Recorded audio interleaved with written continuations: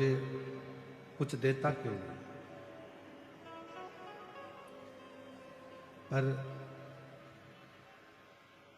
शिव कृपा कहती है, भगवान शंकर की कथा कहती है कि जब भक्ति पूर्ण और पूर्ण विश्वास के साथ में आगे बढ़ती है, पूर्ण भरोसे के साथ जब वो आगे बढ़ती है, तो वो भक्ति कहीं ना कहीं परमात्मा की शरणागति जरूर देती है।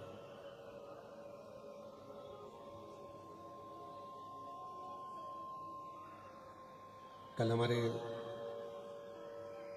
यजमान परिवार श्री प्रकाश जी की सुपुत्री स्वसाक्षी रोहित जी मेहता, हम जब प्रसाद खा रहे थे तो प्रश्न कर रहे थे, क्या कभी आपको शिव जी का साक्षीकरण हुआ? अब प्रश्न भी साक्षी कर रही है, और प्रश्न भी यह है कि आपको कभी शिव जी का साक्षीकरण हुआ? तो हम अपना प्रसाद खाने में लगे हुए थे, उत्तर नहीं दिया। उसने फिर दूसरी बार प्रश्न किया, गुरुजी बोलो तो, क्या आपको शिव जी का कभी साक्षीकरण हुआ? हमने उनसे कहा कि कोई अपनी तिजोरी का माल नहीं दिखाता, उसी तरह कोई गुरु अपने शिव के सामने नहीं। उसके बाद वो एकदम चुप हो गए। उसको मालूम कि अपनी भक्ति, अपना भजन, जिस मंत्र को आप जप रहे हो, जिसको आप स्मरण कर रहे हो, जिसको खूब प्रेम करते हो, उसको कभी उजागर मत होने दो, उसको कभी दिखने मत दो।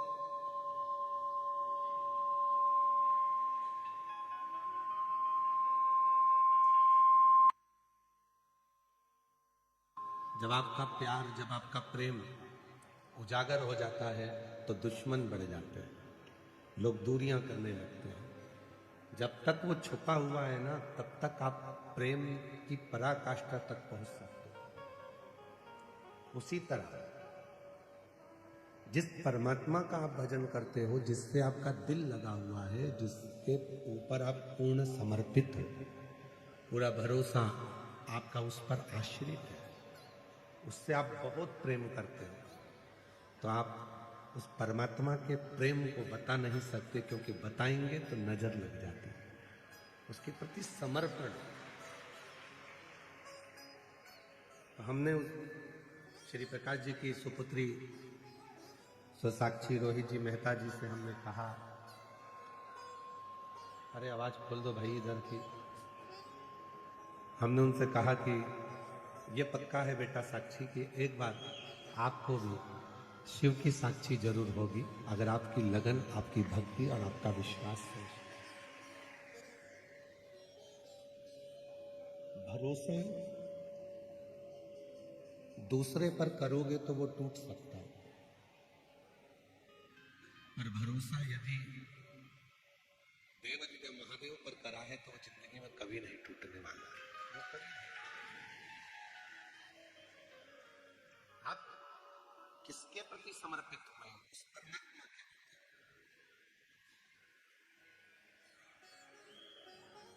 आप किसके हुए हो? उस परमात्मा। अब सौंप दिया इस जीवन का सब भार तुम्हारे हाथों। जीवन का सारा सुख, जीवन का सारा दुख, जीवन का सारा संपूर्ण क्लेश, संपूर्ण विवाद, संपूर्ण टेंशन उस परमात्मा के चरणों में छोड़।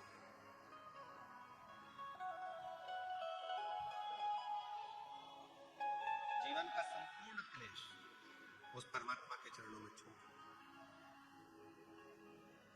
आज सारे देश आपस में लड़ रहे हैं और भारत देश होली मना रहा है। ये सभ्यता और ये संस्कृति और ये प्रेम है।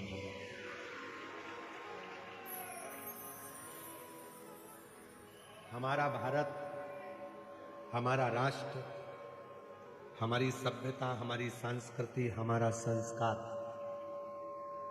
हमें लड़ना नहीं सिखाता, हमारा संस्कार नमस्कार कर कर एक दूसरे को प्रणाम कर कर होली के रंग फेरना, होली के रंग को लगाना, गुलाल लगाना सिखाता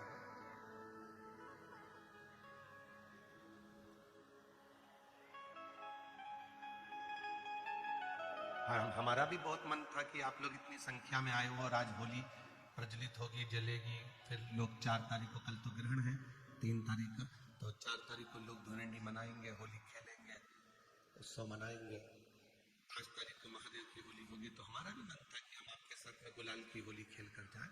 पर हमने मन में एक विचार करा कि एक बार भगवान शिव जी से पार्वती जी ने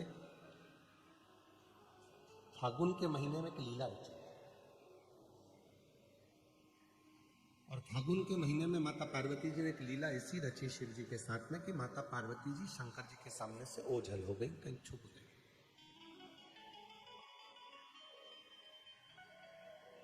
शिव जी पार्वती जी को फूलों में ढूंढ रहे थे, कलियों में ढूंढ रहे थे, फूलों की उस गंध में, उस खुशबू में ढूंढ रहे थे।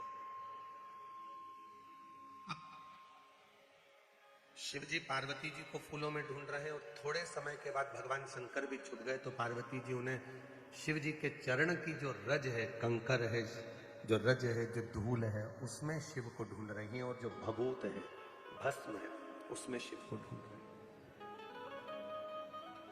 इधर से फूल फेंके जा रहे थे, उधर से भगवान के चरण की धूल फेंकी जा रही थी। जब दोनों का मिलन हुआ तो देवाधिदेव महादेव और पार्वती के मिलन पर नंदी जी ने हाथ जोड़कर निवेदन करा कि ऐसी होली हमने जगत में नहीं देखी कि प्रभु के चरण की रज जब उड़ाई जाती है, लगाई जाती है, तो उससे सुंदर कोई रंग नहीं हो सकता। कहते हैं दुनिया के सारे रंग फीके हो जाते हैं, पर शिव भक्ति का रंग कभी फीका नहीं होता। शिव के चरणों का रंग, तो हम तो इतना कहेंगे कि आप जाते जाते इस कथा पंडाल की मिट्टी को एक दूसरे को लगा लोगे तो समझ लेना कि आपकी होली, आपका फागुन रंगमय हो गया, आनंदमय हो गया। और चंदन है इस देश की माटी, तपोभूमि हर ग्राम है, हर बाला देवी की प्रतिमा बच्चा बच्चा राम है, जिसके सैनिक समर भूमि पर गाया करते गीता है, उसी माटी के हल्के नीचे खेली करती सीता है। ये चंदन है माटी, उस चंदन को ही अपने मस्तक पर चढ़ा लिया, अपने जीवन पर उतार लिया तो सुख है। और एक निवेदन और करूं पूरे राष्ट्र से, पूरे भारत की धरा पर रहने वाले एक एक सनातनियों से, कि आप, कई लोग ऐसे हैं कि उनको होली पसंद नहीं आती, कोई बच्चा रंग डाल देता है तो लड़ने बैठ जाते हैं, कोई व्यक्ति जरा सा गुलाल फेंक देता है तो झगड़ा करने बैठ जाते हैं। झगड़ा मत करो, उसको धन्यवाद दो। घर में रह रहकर 4-5 लोगों के बीच में रह रहकर आप ऐसे मुसद्दी लाल हो गए हो कि कोई किसी को रंगीन देखना ही नहीं चाहता। कम से कम खुशियां मनाओ, तो कोई तो तुम्हें रंग में डुबोने के लिए बैठा है, जो तुम्हारी जिंदगी को रंगीन कर रहा है। आजकल की होली बस इतनी रह गई, पत्नी ने इतना सा गुलाल डब्बी में से लेके इतना सा लगा दिया, बहुत है। बहन ने भाई को इतना सा लगा दिया। अरे ऐसे रंग कर जाओ कि दूसरी बार याद आए कि पत्नी ने उस सन में जब हम शादी कर कर आए थे, उसके दूसरे साल में ऐसा रंगा था, वो साल आज तक नहीं भूल पाया। तो रंगे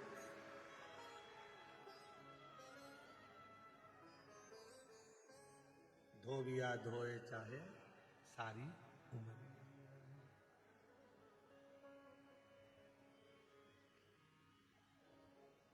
ऐसी रंगो गुरुदेव चुनर मेरी, ऐसी रंगो चुनर मेरी, ऐसी राम लक्ष्मण भरत शत्रुघ्न हनुमत मेरी चूनर में, राम लक्ष्मण भरत शत्रुघ्न हनुमत मेरी चूनर में, सरयू जैसी लहरा पानी, ऐसी रंगो गुरुदेव चूनर मेरी,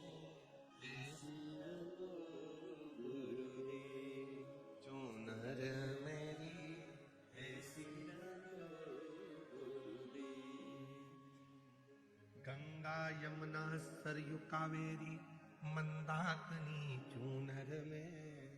गंगा यमुना सरयू कावेरी मंदाकिनी मेरी चूनर में। गोदावरी सी लहरा खावे ऐसी रंगो गुरुदेव चूनर मेरी ऐसी रंगो गुरुदेव चूनर मेरी ऐसी रंगो गुरुदेव।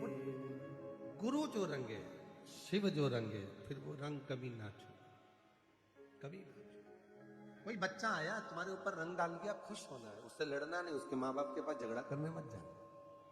कोई ने थोड़ा गुलाल डाल दिया तो झगड़ा करने मत जाओ। कोई तो बैठा है तुम्हें रंगीन करने के लिए। ये तो 24 घंटे हर पल हर घड़ी तो वैसे भी तुम्हारी जिंदगी ऐसी हो गई है बेरंग सी। बस घर से निकलते हो ऑफिस, ऑफिस से निकलते हो घर, थोड़ा बहुत किसी से 2-4 ऑफिस वालों से काम की बात कर ली, कोई फोन आ गए तो उनसे काम की बात कर ली। काम की बात में अपना पूरा दिन निकल जाता है। सुबह भोजन करते हो, रात्रि को भोजन करते हो, 2 घंटा आराम करते हो, रात्रि को सो जाते हो, सुबह फिर वही दिनचर्या चालू हो जाती है। चाय लिया, नाश्ता लिया, भोजन कर लो, ये कर लो। रंगीन जीवन कब? रंगीन आनंद कब? कोई रंग डाल दिया, कोई गुलाल डाल दिया, खुश हो। कोई है हमारी जिंदगी में जो हमको रंगीन करना चाहता, कोई है।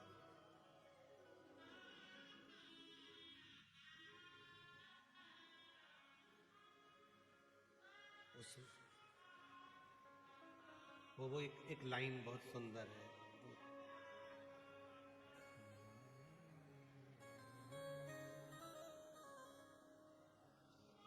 दीनानाथ तुम्हें आता है वो? लाई है हजारों रंग होली, कोई तन के लिए, कोई मन के लिए। ये होली कहते हैं कि शिव को, भगवान शंकर की जो भस्म है, जो राख है, जो रज है, उसका सुख है। कोई एक देवता ऐसा बता दो कि जिसके तन पर रंग चढ़ा और वो रंग कभी ना उतरा। कोई एक देवता बताओ जिसके तन पर रंग चढ़ा और वो रंग ना उतरा। केवल एक देव है, देवाधिदेव महादेव, जो विष पिया नीला कंठ हो गया, आज तक नहीं उतरा। वो नीला कंठ का रंग आज तक नहीं उतरा। आज भी वो नीलकंठ महादेव के रूप में पूजाते हैं। आज भी उनकी पूजन होती है, नीलकंठेश्वर महादेव की। महाराज, आज दुनिया के लोगों के पास भोजन की कमी नहीं है, सब पेट भर कर भोजन करते हैं। बोलो बोलो सब जम के बोलो, तुम्हारे घर में भोजन है कि नहीं है? जम के तो बोलो। सबके घर में भोजन है। आज भोजन की कमी नहीं है, सबसे ज्यादा कमी हो रही है तो भूख की कमी हो रही है, लगी नहीं रही। डॉक्टर साहब 4 दिन से मेरे कुछ भा ही नहीं रहा, मेरे को भूख ही नहीं लग रही है। सिरप ले लो, ये सिरप पीना, थोड़ा भूख लगेगी। वो 8-10 दिन लग गई, उसके बाद वापस वैसे। भोजन है पर भूख चली गई, भूख समाप्त हो गई, टेंशन में हो गई। ये दुनिया के जितने भी रोग हैं ना, ये डिप्रेशन से होते, चिंता से होते, टेंशन से होते। ये शुगर की बीमारी है ना, ये तुम्हारी खुद की उपज है, तुम्हारी खुद की फैक्ट्री है शुगर की बीमारी। पहले के जमाने में लोग, हम पूछो, पहले के जो बुजुर्ग लोग होते थे, जब नाथ द्वारा दर्शन के लिए जाते थे, तिरुपति दर्शन के लिए जाते थे, पंडरीनाथ का दर्शन करने के लिए जाते थे, तो वहां इतना मीठा खाते थे, इतना मीठा खाते थे, तो उनको शुगर होती थी क्या? घी गुड़, इतना बड़ा बड़ा बट्टा गुड़ का पीस पीस कर रोटी में मिला मिला के खा जाते थे। और आज के जमाने में जरा सा खा लो शुगर हो जाए। पहले के लोग इतना खाते थे, जितना खाते थे उतना मीठा बोलते थे मीठा, तो उनका शुगर का लेवल बराबर हो जाता था। अंदर शुगर जाती थी और मीठा बोलते थे तो शुगर बाहर आती थी। आज के जमाने में आदमी शुगर खा तो रहा है, मीठा खा रहा है, पर मीठा बोल नहीं रहा, तो वो जीवान से शुगर बाहर नहीं आ रही, तो वो नस में घुस गई, वो ब्लड में चली गई, और ब्लड में गई तो वो शुगर की बीमारी हो गई। खाओ मीठा, पर मीठा बोलो तो सही। भाभी जी कैसे हो, काका जी कैसे हो, मामा जी कैसे हो। मिठास इतनी जीवान से निकालो कि वो शुगर तुम्हारे ब्लड में ना आ जाए, तो शुगर लेवल में रहेगी। शुगर लेवल खा तो रहे हो पर निकल नहीं रही।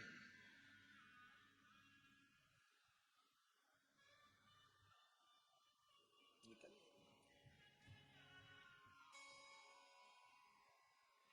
पति पत्नी से कहता है थोड़ा मीठा बोल लिया था। पत्नी पति से कहती है दिन भर दुकान से आते हो, ऑफिस से आते हो, काम से आते हो, इतना चिड़चिड़ घर में करते हो, थोड़ा मीठा बोल लिया करो। गई सास बहू से कहती है बेटा तू इतने अच्छे परिवार की, सब कुछ अच्छा, खूब काम करती है, तो खूब बहू इतना काम करती है, इतना काम करती है, पर सास से पूछा जाए कि तुम्हारी बहू कैसी है, बहुत जोरदार गुरुजी, इतनी बढ़िया बहू है, सवेरे जल्दी उठना, काम करना, ये करना, वो करना, सबको चाय नाश्ता भोजन, कोई आया तो आतिथ्य सब करती है। फिर दिक्कत कुछ, बस केवल एक चीज खराब है, जीवान खराब। पूरा महीना अच्छा बोलेगी, एक हफ्ता अच्छा करेगी, पर वो जीवान से ना जाने क्या बोल जाती है, उसे सुझ नहीं देता। मुझे तो लगता है कोई बाबा माबा लग गया, इसकी जीवान ठीक नहीं। बस सब काम अच्छा है, उठेगी, बच्चों को पढ़ाएगी, खिलाएगी, सब कुछ करेगी, कपड़े भी धो देगी, तुम्हारे लिए भोजन मिला देगी, चाय भी बना देगी, सब कुछ कर लेगी, सब करेगी, पर वो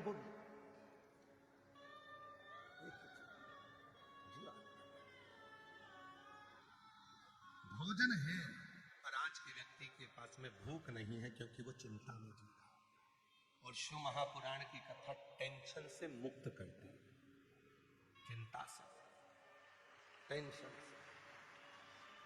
जितनी भूख तुम्हें घर में नहीं लगती, उतनी भूख तुम्हें कथा में लगती है, उतनी भूख लगती है। घर पे तुम 2 रोटी खाओगे और पेट भरा जाएगा, पर किसी भंडारे में, कोई भी भंडारा हो रहा हो, हनुमान जी का, राम जी का, दुर्गा जी का, पंडीनाथ का, हरि विठल का, शिव पुराण का, कोई भी भंडारा हो रहा हो, मैं इतना मन लगेगा कि 2 रोटी की जगह 4 निपटाओगे, और एक्स्ट्रा मान अलग, चावल भी आन दो, मीठा भी आन दो, नमकीन भी, चल। क्यों? टेंशन मुक्त हो। घर पे रहते तो चिंता रहती है, यहाँ काय का टेंशन। उठेंगे आराम से, रात को 11-12 बजे तो हम लोग शिवरात्रि का एंजॉय करा, खूब नाचे कूदे, आनंद किया। अब उठे हैं, उठ के फिर आराम से सब काम होगा, और बाबा पर भरोसा कर कर आश्रित होगा। तो भोजन तो सबके पास है, पर भूख नहीं। और आपसे एक बात और पूछे, आपके घर में सोने के लिए बिस्तर है कि नहीं? जम के बोलो जरा, सबके घर में बिस्तर है ना? बिस्तर सबके घर में, डनलप के गद्दे भी हैं किसी के यहाँ, फोम वाले गद्दे भी हैं, मखमल का कम्बल भी है, एसी भी, कूलर भी, पंखा भी, सब कुछ है, पलंग भी है, बिस्तर भी है, पर नींद कहीं चली गई, आती ही नहीं। भोजन है, भूख चली गई, बिस्तर है, नींद चली गई। डॉक्टर साहब मुझे नींद नहीं आ रही,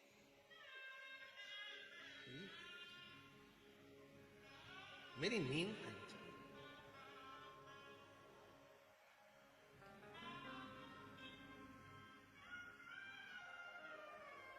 महाराज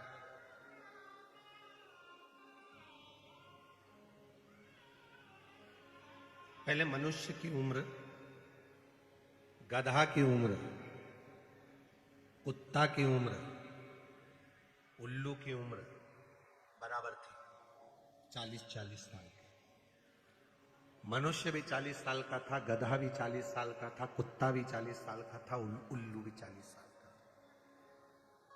एक दिन गधा भगवान के पास में गया और उसने हाथ जोड़कर कहा मेरी 40 साल उम्र मत बना। भगवान भोलेनाथ ने पूछा क्यों? 40 साल तक मैं लोगों का बोझा ढोते रहूं, मुझे पसंद नहीं है, मेरी उम्र आधी कर दो। भोलेनाथ ने पार्वती से कहा पार्वती इसकी उम्र आधी कर दो। पार्वती जी ने गधे को 20 साल का बना दिया। थोड़ी देर बाद मनुष्य पहुंच गया, भोलेनाथ रोज एक लोटा जल चढ़ाता हूं, 40 साल में मेरा क्या होगा, मेरी उम्र बढ़ा दो। पार्वती जी ने बोला गधे की बच्ची है, दे दूं क्या? तू बोले तो मैं गधे की उम्र दे सकता हूं, दे दो। गधे के 20 साल जो बचे थे आधे, वो मनुष्य को दे दो। कितने साल का हो गया? जम के बोलो 60 का। अब तुम खुद अपने हृदय पर हाथ रखकर देखना, 40 साल तक मनुष्य अपनी जिंदगी को सही जीता। जो खाएगा पचेगा, जो कपड़ा पहनेगा जचेगा, जो पहनेगा उसके चेहरे पर, उसके स्तन पर सब अच्छा लगेगा 40 साल तक।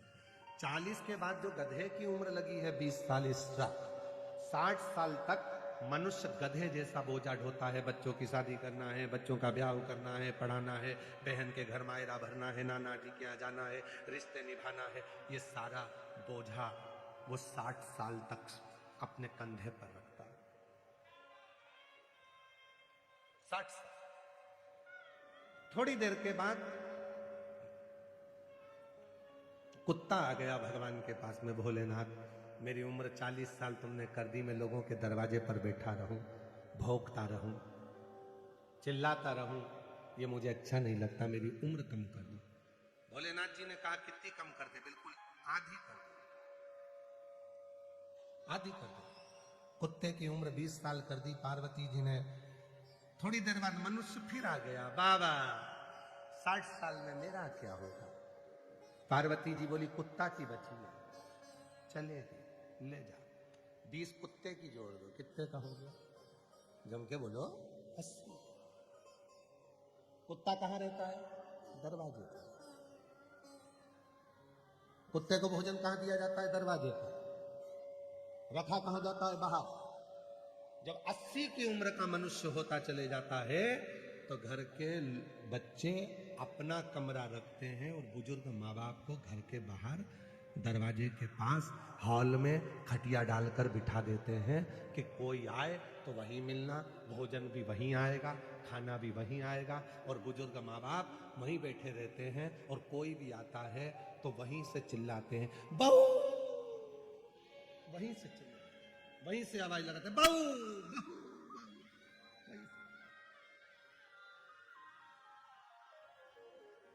80 साल की उम्र में मनुष्य दरवाजे पर पहुंच जाता है।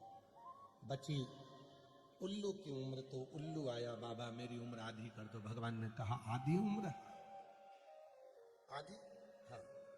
भगवान ने 20 साल की उल्लू की उम्र कर दी। क्यों आधी? कि मैं रात रात भर जगता रहता हूँ, मैं पेड़ पर टंगा रहता हूँ, मेरी उम्र आधी कर दो। ठीक है, तू आज से 20 साल। मनुष्य आ गया, 80 में मेरा क्या होगा? बाबा भोलेनाथ जी ने कहा मन और मसान कभी नहीं भरा। पिसील आ रही है, उसको कम करो। मन और मसान कभी नहीं भरा था। 80 में मेरा क्या होगा? पार्वती जी ने कहा उल्लू की बच्ची है, चलेगी? चलेगी। कितने का हो गया? 100 का। जब 100 की उम्र के लगभग में 80 पार करता है और 100 के करीब में आता है, 80 और 100 के बीच में जब आता है, 80 और 100 के बीच में जब पहुंचता है तो उल्लू की उम्र चालू हो जाती है। डॉक्टर के पास जाकर कहेगा डॉक्टर साहब नींद नहीं आ रही है। डॉक्टर कितनी भी टेबलेट दे दे, उसको नहीं मालूम डॉक्टर को कि उल्लू की लग गई है। कितनी भी गोली खा ले, नींद नहीं आ सकती। 2-3 घंटा सोएगा, रात को 1:30-2 बजे उठ के बैठ जाएगा, फिर नींद चली जाएगी, फिर थोड़ी सी आएगी, फिर जाएगी, फिर आएगी। बिस्तर है पर नींद नहीं, भोजन है पर भूख नहीं। और महाराज आज लोगों के पास धन तो है पर धर्म नहीं है। और मैं श्रीमान रसिक लाल जी, माणिक चंद जी धारीवाल जी के इस पूरे परिवार को, श्री प्रकाश जी धारीवाल जी को, श्रीमती दीना भाभी जी को, उनके बेटे चिरंजीवी आदित्य जी को, उनकी बेटी साक्षी को, उनकी बहनों को, दामादों को, सबको साधुवाद देता हूं कि आपके यहाँ धन भी है और धर्म भी है। आपके यहाँ धन भी है और धर्म भी है। उस धन का प्रयोग कैसे करना है? भूखे को भोजन कराकर कितने खुश होना है, कितने खुश। प्यासे को पानी पिलाकर कितनी प्रसन्नता हासिल कर ले, किसी का इलाज कराकर रोगी से उस रोग से मुक्त कर कर उसके कितना आनंद ले। भूख है, भोजन है पर भूख नहीं है, बिस्तर है पर नींद नहीं है, और आज लोगों के पास धन है पर धर्म नहीं है। पर जिसको देखना है एक बार श्री रसिक लाल जी माणिक चंद जी धारीवाल परिवार में आकर देखो कि धन भी है तो धर्म भी है। धन के साथ में धर्म भी उनके भी, संस्कार भी उनके भी।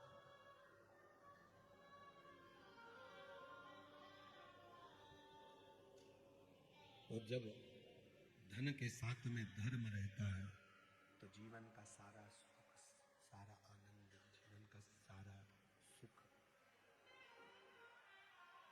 अपने आप प्राप्त होने लगता है, अपने आप। आज व्यक्ति कमा रहा है पर अपने ऊपर खर्च नहीं कर पा रहा, और शिव जी ने बहुत सुंदर कथा में वर्णन किया है। शंकर जी की कथा कहती है कमाओ पर अपने ऊपर खर्च भी करो। शिव जी की कथा प्रेरणा दे रही है कि शंकर जी के मस्तक पर गंगा है, गंगा दूसरे के पास बाद में पहुंच रही है, पहले शिव जी के ऊपर वो गंगा स्नान करा रही है। पहले अपने ऊपर खर्च करो, स्वयं। पिताजी कीपैड मोबाइल चला रहे हैं और बेटा एप्पल का चला रहा है।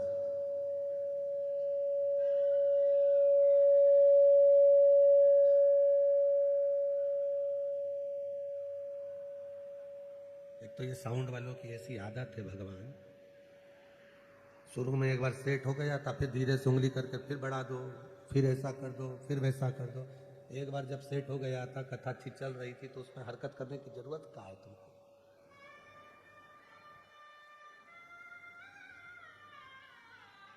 भगवान मालिक है। वो एक गीत याद आ गया, ओ राम जी बड़ा दुख दी मेरे लखन। अरे लखन को जाने तो साउंड वाले, बड़ा दुख।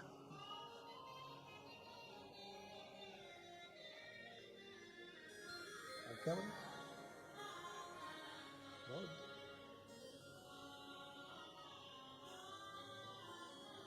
शिव तत्व को भगवान भक्ति को देंगे। और जब भगवान की अविरल भक्ति, प्रेशर बढ़ा अंदर को, भगवान की अविरल भक्ति जब जीवन में सुख देती है। हम कहे फिर रसिक लाल जी का ये पवित्र परिवार, धारीवाल परिवार में धन के साथ में धर्म, बहुत कृपाशील। और मेरी जीजियों, मेरे जीजाओं, मेरी बेटियों, बेटाओं, मेरे बुजुर्ग माँ बाप, जितने भी शिव महापुराण की कथा में बैठे हो या कथा को आस्था चैनल पर या सोशल मीडिया पर श्रवण कर रहे हो, बाबा से प्रार्थना करना आज, हे मेरे भोलेनाथ, हमारी जिंदगी में खुशियों का रंग ऐसा देना कि हम भी अपनी जिंदगी में एक बार शिव महापुराण की कथा करवा सके। इतनी संपदा, इतनी संपदा, इतना वैभव देना, इतनी संपदा, इतना सुख देना। हम भी अपने जीवन में ऐसी कृपा करना कि हम भी अपने जीवन में कोई सत्कर्म कर सके।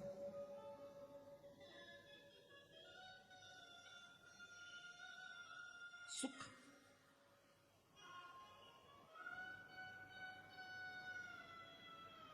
एक विदल और एक उत्पल नाम के दो असुर हुए थे।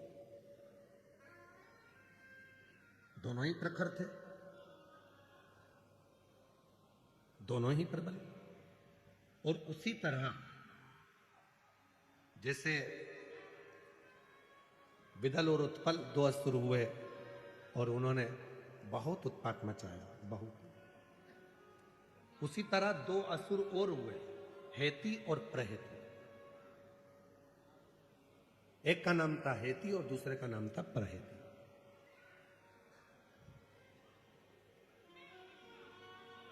यदि स्कंद पुराण को आप पढ़ते हैं गीता प्रेस गोरखपुर की, तो उसमें गीता प्रेस गोरखपुर की स्कंद पुराण में वर्णन आता है भगवान शंकर के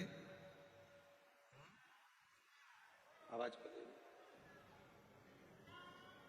स्कंद पुराण में वर्णन आता है कि भगवान शिव के पुत्रों में हेती और प्रहेती की भी कथा है। ये दोनों असुर हैं, हेती और प्रहेती दोनों असुर हैं, दोनों। जैसे आज होलिका का दहन होता है, होलिका जला रहे हैं, होलिका का दहन कर रहे हैं, कौन है? हिरण्यकशिपु, हिरण्याक्ष की बहन।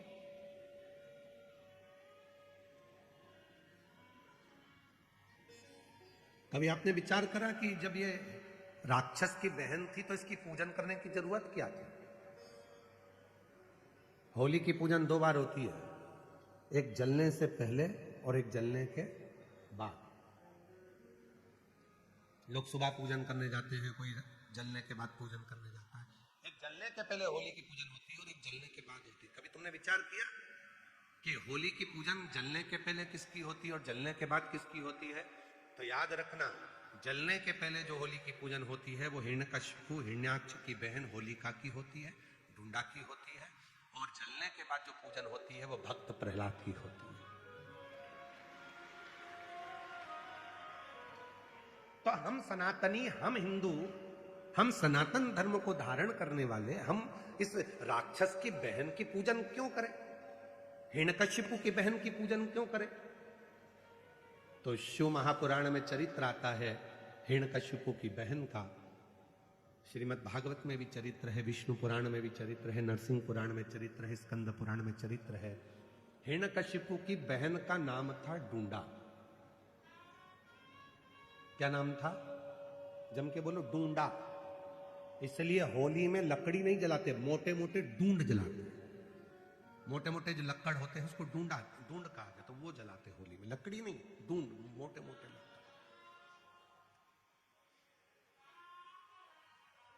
जितना हिरण्यकशिपु ने तप करा, जितना हिरण्याक्ष ने तप किया, उतना ही तप डूंडा ने भी करा। और डूंडा ने तप कर कर भगवान ब्रह्मा जी से वर पाया, मुझे एक चादर ऐसी दे दो, उस चादर को मैं जब ओढ़ कर बैठूं तो मैं आगी में जलूं ना। ब्रह्मा जी ने तथास्तु कहकर एक चादर डूंडा को दे दी, होलिका को दे दी। जब समय आया, प्रहलाद को ले जाकर पानी में डाला, सब में डाला, पर वो मरा नहीं। तब अपनी बहन से हिरण्यकशिपु ने कहा कि तू अपने भतीजे को लेकर, तू बुआ है, वो भतीजा, अपने भतीजे को लेकर गोदी में बैठ जा, आगी में चादर ओढ़ लेना, तू बच जाएगी, भतीजा जल जाए।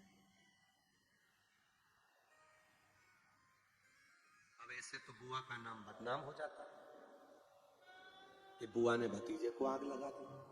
और कथा देखिए, दुनिया के लोग इस कथा को बहुत कुछ पलट देते हैं, पर शिव महापुराण कभी नहीं पलटी। शिव पुराण अपना पूरा उद्देश्य बताती है। चारों तरफ से अग्नि लगी, बुआ बैठ गई चादर ओढ़कर, डूंडा अपने तन को ढककर, गोदी में प्रहलाद बैठ गया। बुआ को लगा मेरा भतीजा जल जाएगा। जब चारों तरफ से आग तेज होने लगी, भतीजा बुआ के गले लगा, तो बुआ ने अपनी चादर उतारकर अपने भतीजे पे डाल दी, खुद जल गई, अपने भतीजे को बचा। बुआ खुद जल गई, अपने भतीजे को बचा लिया। उस दिन से कहते हैं कि बुआ, शादी में पहले बुआ को बुलाओ, फंक्शन हो तो बुआ को बुलाओ, अच्छा काम हो तो बुआ को बुलाओ, शादी में, ब्याह में, मंगल कार्य में सबसे पहले बुआ को बुलाओ। क्यों? क्योंकि बुआ जिस घर में आती है उस घर में दुआ देती है, बद्दुआ नहीं देती। बुआ जब मंगल कार्य में, शादी में, विवाह में, फंक्शन में आती है तो उस घर के सारी बुराइयों को बुआ अपनी झोली में भरकर बाहर फेंक देती है और अपने भाई के घर में, अपने मायके में दुआ देती है, सब फलो फूलो, उन्नति करो। वो बुआ। अब बताओ, ऐसी बुआ की पूजन करोगे कि नहीं करोगे? जम के तो बोलो। इसीलिए हमारे यहाँ होली जलने से पहले, इसीलिए उसका नाम था डूंडा। मरने से पहले उसने अच्छा काम कर कर भगवान की होली, इसलिए उसका नाम हो गया होली। अच्छा काम कर कर भगवान की होली, तो फिर उसका नाम होली हो गया। और वही होली का इसलिए जलने से पहले जो पूजन होती है वो बुआ की होती है कि इतनी अच्छी बुआ जिंदगी में कभी नहीं मिल सकती जो खुद जल गई और अपने भतीजे को बचा लिया।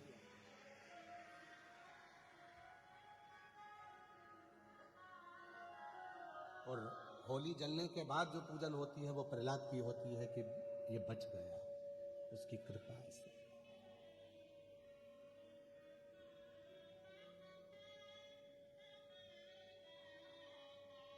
बोला होली का जो तुम कहे ये असुर है, जरूरी नहीं कि असुर का दिल नहीं होता। हो सकता है कोई व्यक्ति बहुत गुस्सा करता है, क्रोध करता है, अपशब्द बोलता है, बहुत ज्यादा आड़ा टेढ़ा बोलता है। हो सकता है वो भी बहुत प्रेम करता है, बहुत प्यार करता है। कभी कभी प्यार में भी क्रोध आ जाता है। जिसको बहुत चाहो और वो सुनता नहीं ना तो फिर गुस्सा आ जाता है। कभी कभी झगड़ा भी होता है, ऐसा नहीं है कि झगड़ा नहीं होता। आपका अपनी पत्नी से होता होगा, पत्नी का पति से होता होगा, बच्चों का भी होता है, बहन भाई से। पर कभी कभी शंकर का जो भक्त होता है ना वो भी महादेव से झगड़ा कर लेता है। कभी कभी वो भी झगड़ा।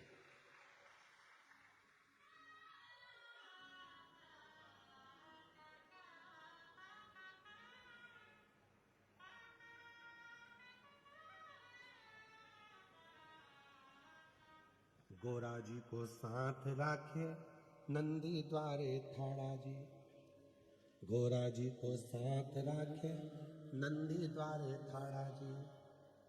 रोज पानी में चढ़ाऊं सुनता क्यों नहीं महारी जी। मैं रोज तुझे जल चढ़ाता हूं, तू मेरी क्यों नहीं सुनता? कब सुनेगा?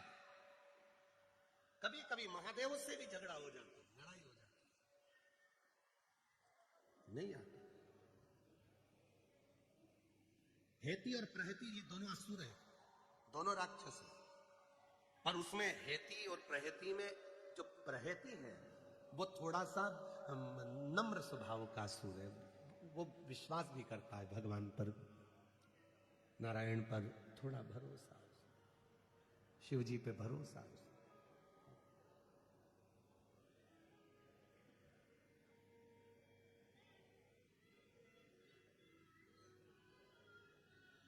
कोई कोई अपनी भक्ति को दिखा देता है, कोई कोई नहीं दिखाता है। एक पति पत्नी थे, बहुत अच्छे सेठ थे, बहुत पैसा था, खूब भोजन कराते थे। धर्म पत्नी अपने पति से कहती थी देखो मैंने इतने सारे लोगों को भोजन करने बुलाया है, तुम दक्षिणा दो। पति कह देता मैं नहीं दूंगा, तू दे। मैं मंदिर जाती हूं, तुम मंदिर चलो। पति बोला मैं नहीं जाऊंगा, तू जा।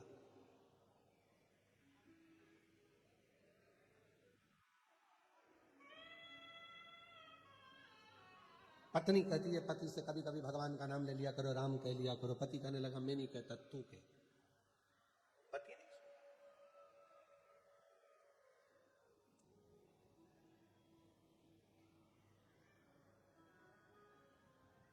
एक दिन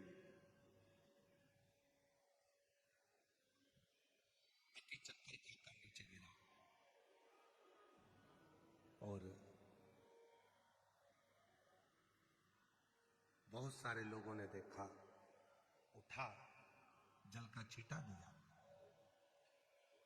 पति उठा तो लोगों ने कहा महाराज सेठ जी आज गजब काम हुआ, तुम्हारे मुख से कभी राम का नाम नहीं सुना था पर आज राम तुम्हारे मुख से निकल गया। सेठ जी की आंख में आंसू भर गया, नेत्र बंद कर रहा और सेठ जी ने कहा सत्य बोलो, क्या मेरे मुख से राम निकल गया? हाँ, सबसे पूछ लो आज आपके मुख से राम निकल गया। सेठ जी ने हाथ जोड़कर कहा जिस राम को मैंने अपनी तिजोरी में छुपा कर रखा था आज वो निकल कैसे गया? और सेठ जी ने प्राणों को त्याग दिया। जिस राम को मैंने छुपा कर रखा था, भक्ति दिखाई नहीं जाती, भक्ति को दिखाया नहीं जा सकता। मैंने जिसको अंदर छुपा कर रखा उसे कैसे प्रस्तुत कर दूं?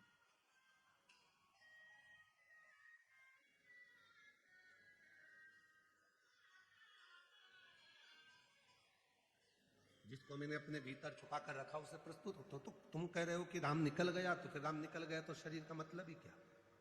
राम भीतर हो शिव महापुराण की कथा कहती है मानव के जीवन में जब तक मनुष्य की श्वास चल रही है तो समझ लेना उसकी श्वास में शिव है। शिव है तो शरीर है, शिव गया तो शव बन गया, फिर वो शव बन जाता है, वो शरीर नहीं रहता।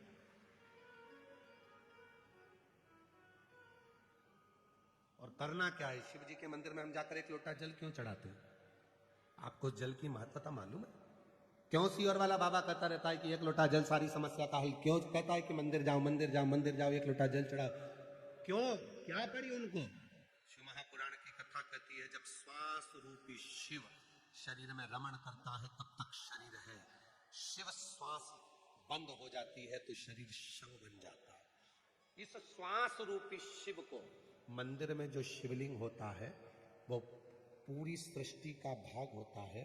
उस पर जब हम जल चढ़ाते हैं, हमारी जो शिव रूपी श्वास निकलती है जल चढ़ाते समय, वो तरंगे शिवलिंग पर जब पड़ती है तो ये शिवलिंग और ये श्वास का जब मिलन होता है तो हमारी श्वासों में हम जो कामना करते हैं वो कामना भोलेनाथ को पूरा करना ही पड़ता है।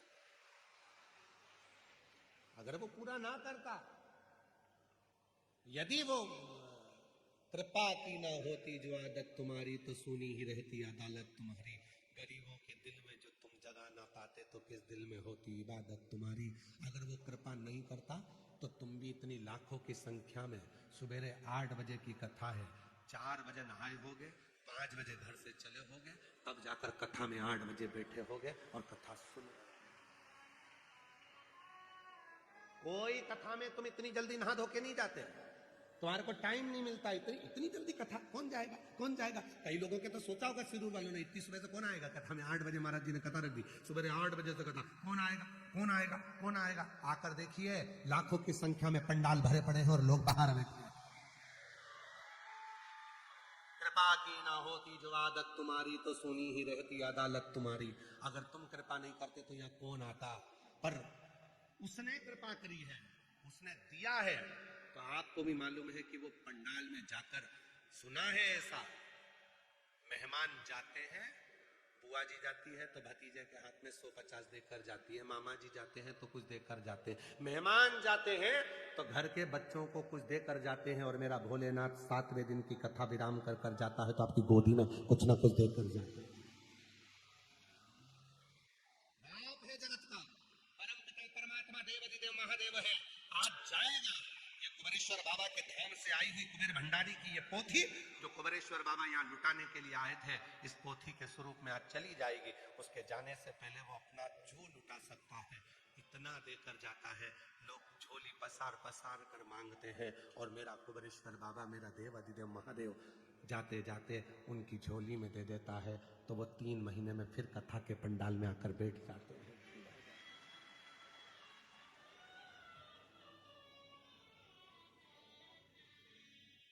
रिश्ता तेरा मेरा सबसे प्यारा, रिश्ता तेरा मेरा सबसे प्यारा, तू मेरा बाबा मैं हूँ तेरा नाना, मैं हूँ तेरा, तू मेरा बाबा मैं हूँ तेरा नाना, मैं हूँ तेरा नाना। जाते जाते वो भी बहुत कुछ देकर जाएगा, खाली नहीं भेजेगा। इसलिए लोग समापन के दिन एक दिन पहले शिवरात्रि मनाते हैं, दूसरे दिन रात रुककर सुबह सुबह बाबा से झोली पसार मांग कर अपने घर को चलते हैं।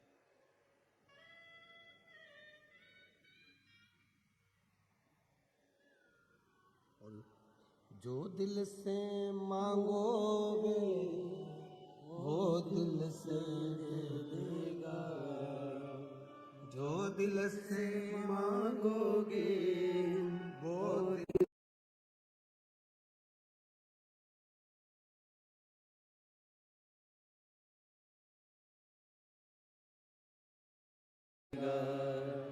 मेरा भोला भंडारी है, खाली झोली भर देगा।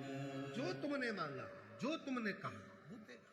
बस थोड़ा सा उसके प्रति विश्वास, भरोसा, दृढ़ता ये आपके भीतर।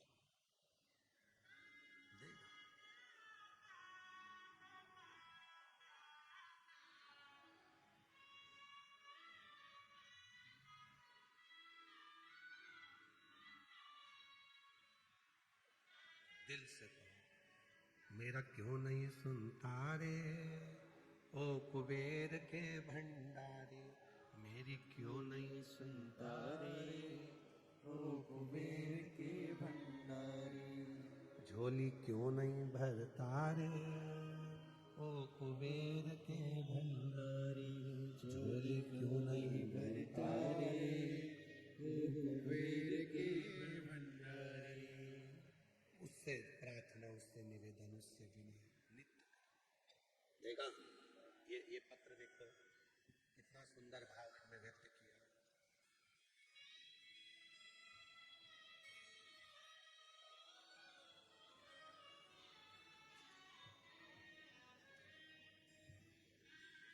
मेरा नाम श्री सचिन विठल घोरपड़े, मेरी पत्नी का नाम सोनिशा सचिन घोरपड़े।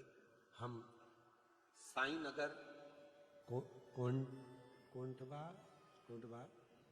पूना से आए हैं। शादी को 13 साल हो गए थे। सारे डॉक्टरों से इलाज करवाया, कहीं बैठे हो तो बच्चे को लेकर आ सकते। शादी के 13 साल हो गए थे, सारे डॉक्टरों को दिखाया, इलाज करवाया, संतान का सुख नहीं हुआ। फिर मेरी बहन खाती घड़गे मुंबई, उन्होंने कहा टीवी पर सियोर वाले महाराज जी की कथा आती है और आप सुना करो। फिर मेरी माँ पापा ने कथा सुनना प्रारंभ किया। आपकी कथा पूना में 2023 में साल में थी, वहीं पर मैंने पहली बार कथा पंडाल में सुनी। वहां की मिट्टी को गर्व से लगाया, सफेद आंकड़े की जड़ का प्रयोग किया और बाबा की कृपा ऐसी हुई, मेरा गर्भ ठहरा। 18 फरवरी 2025 को मेरे घर में 13 साल के बाद पुत्र रत्न की प्राप्ति हुई।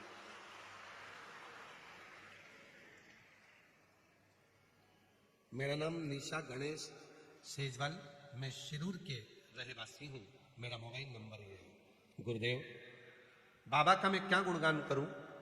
पूना में 18 सितंबर 2023 को कथा सुनी थी, मेरे घर में संतान नहीं थी। सुना था कि पंडाल में बैठकर वहां की मिट्टी को गर्भ से लगाया जाता है, बाबा देता है। सफेद आंकड़े की जड़ का प्रयोग करा, पशुपति व्रत करा और बाबा की कृपा से कई सालों के बाद मेरे गर्भ से संतान की प्राप्ति हुई। मैं बाबा को यहाँ प्रणाम करने के लिए आई हूँ। मेरा नाम उषा गिरीश सागरे, चाकड़ से आई हूँ। मेरी शादी को 5 साल हो गए थे, मुझे कोई संतान का सुख नहीं था। बाबा की कृपा से 5 साल के बाद बाबा की ऐसी करुणा हुई कि मेरे घर में संतान की प्राप्ति हो गई।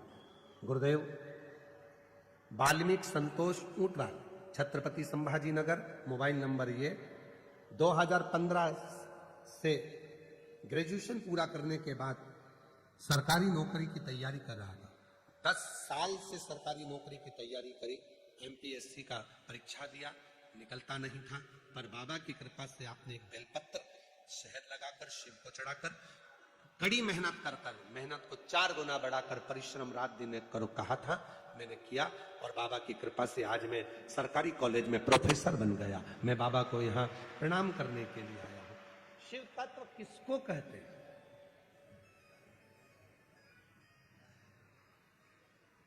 आप दिल से उससे कहते हो, वो दिल से सुनता है। आप उसको भाव से कहेंगे, वो भाव से सुनता।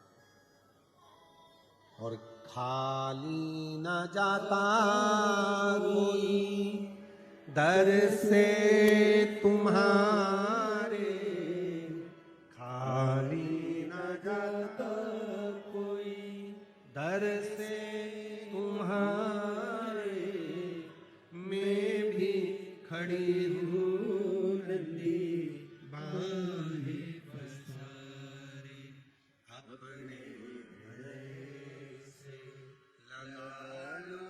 लगा लो गिरा जा रहा उठा लो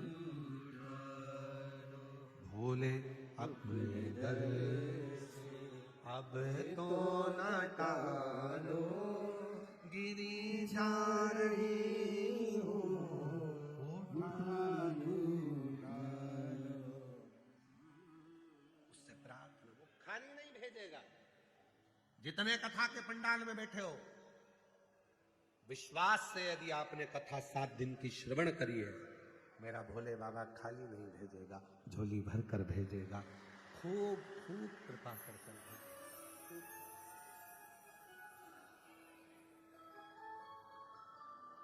खूब करुणा कर। हेती और प्रहेती दोनों, एक हेती एक प्रहेती, दोनों असुर है, राक्षस है। पर प्रहेती का जो भाव है, प्रहेती का जो भाव है वो शिव के प्रति बहुत है, विश्वास करता है, भरोसा करता है। और हमने पहले भी कथा में कहा और आज फिर कहते हैं, तुम्हारा विश्वास हो तो शिव महापुराण की कथा में जाकर बैठना, वरना टाइम पास करने के लिए मत, अपने घर, अपने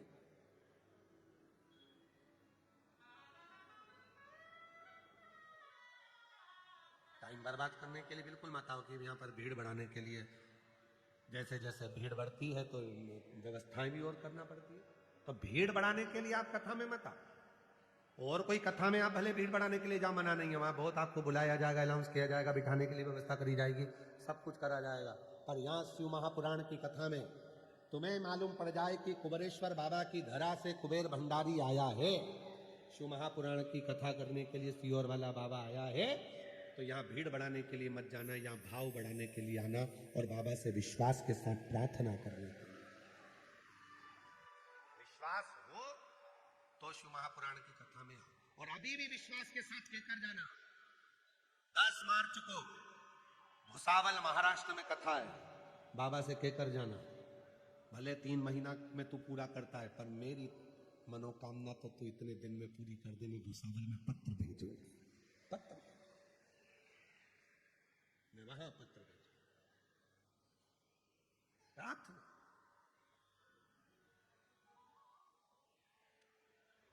ओ डमरू वाले रे दूर करो दुख मेरा, ओ काशी वाले रे दूर करो दुख मेरा, दूर करो दुख मेरा, दूर करो दुख मेरा, ओ सीहोर वाले रे दूर करो दुख मेरा, ओ काशी वाले दूर करो दुख मेरा। उससे प्रार्थना करते हैं, उससे निवेदन करते हैं, उससे विनय करते रहो, वो सुनेगा। भाव से कहोगे तो सब कुछ, बहुत कुछ। शिव कथा कह रही है, हेती प्रहेती असुर है, पर उसमें से प्रहेती का मन शिव के प्रति विश्वास था, शिव के प्रति विश्वास, देवाधिदेव महादेव के प्रति भरोसा।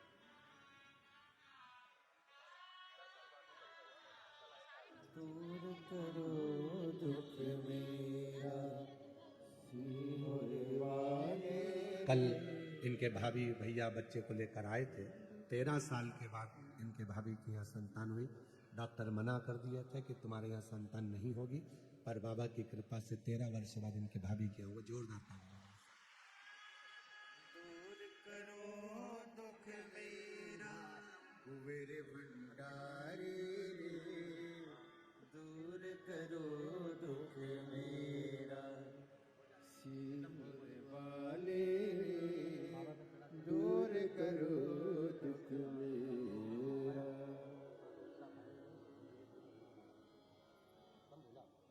प्रणाम करो बाबा को, बाबा को नमन करो, प्रणाम प्रणाम प्रणाम।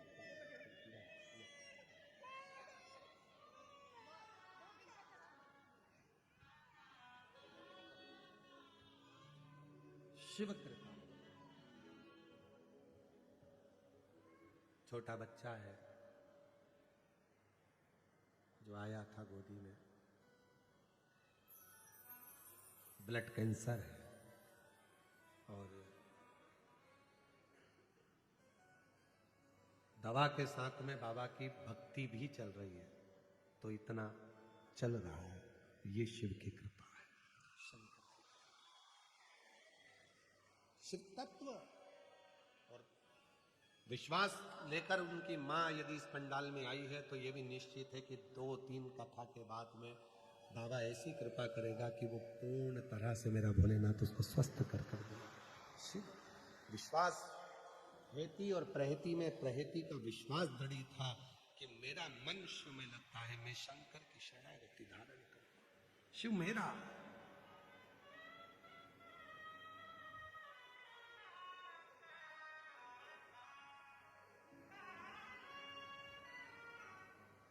शिव के प्रति जिसका विश्वास दृढ़ हो गया, ब्रह्मा जी का विश्वास दृढ़ नहीं हुआ था तो सिर कट गया था और बड़का पेड़ बन गया था। भगवान नारायण जी का विश्वास शिव जी के प्रति दृढ़ था, तो उनकी पूजन आज भी संसार सागर में, जो आप सत्यनारायण भगवान की पूजन करते हो, वो सत्यनारायण भगवान की पूजन कब चालू हुई? जब भगवान नारायण ने शिव जी पर पूरा सत्यमय विश्वास किया, सत्यमय जब भरोसा किया, और जब भरोसा दृढ़ हुआ,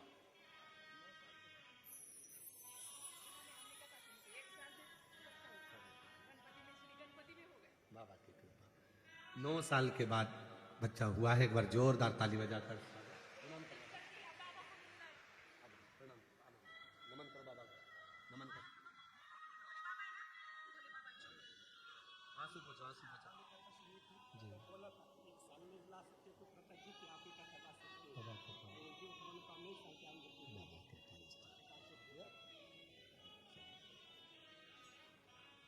हे भोला शंकर, हे भोला शंकरा,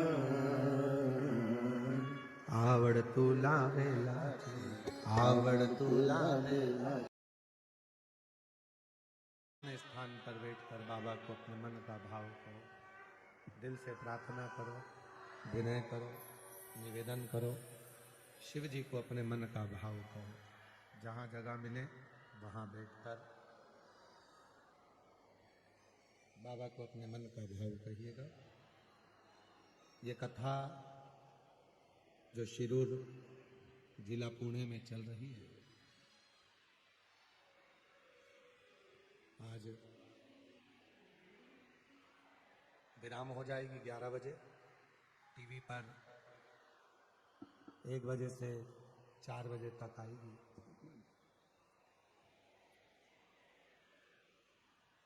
फिर 5 मार्च को सीहोर में बाबा देव अधिदेव महादेव की होली, जिसका दर्शन करने के लिए सब लोग आते हैं। हम स्वयं भी उस होली में 5 मंदिर बाबा के जाते हैं, जल चढ़ाते हैं, बाबा को होली मनाते हैं, वैशक होली। 5 मार्च को महादेव की होली रहेगी। 10 से 16 मार्च भुसावल में, भुसावल महाराष्ट्र में शिव महापुराण की कथा 2 बजे से 5 बजे तक रहेगी। 20 मार्च से 26 मार्च तक जयपुर राजस्थान में शिव महापुराण की कथा रहेगी। 30 मार्च से 5 अप्रैल तक आरणी यवतमाल महाराष्ट्र में शिव महापुराण की कथा रहेगी। 8 से 14 अप्रैल भीलवाड़ा राजस्थान में शिव महापुराण की कथा रहेगी। 17 से 23 अप्रैल दिल्ली में शिव महापुराण की कथा रहेगी। बाबा की कथा का क्रम इसी तरह रहेगा। बाबा से प्रार्थना करें, आज कथा का विराम दिवस है, निवेदन करें, विनती करें। शिव जी को अपने मन का भाव कहिएगा, प्रार्थना करिएगा, विनय करिएगा, निवेदन करिएगा। जहाँ जगह मिल जाए वहाँ बैठकर बाबा को अपने मन का भाव कहिएगा। साथ में बोलिए, विनय करिए और निवेदन करिए।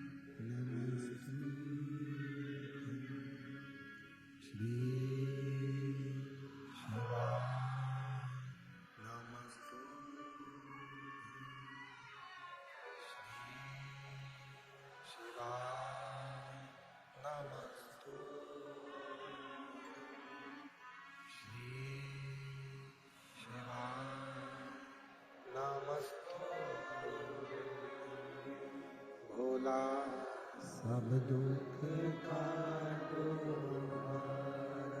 ओ भोला सब दुख काटो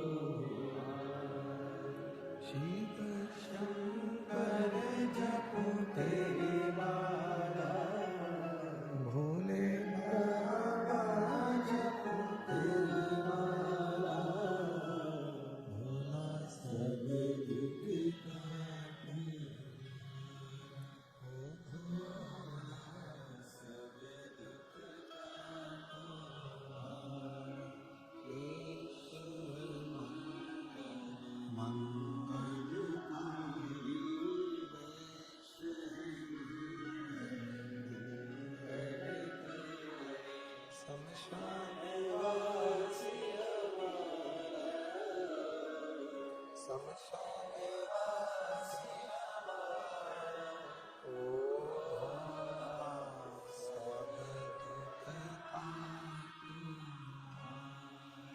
ओ भोला सब दुख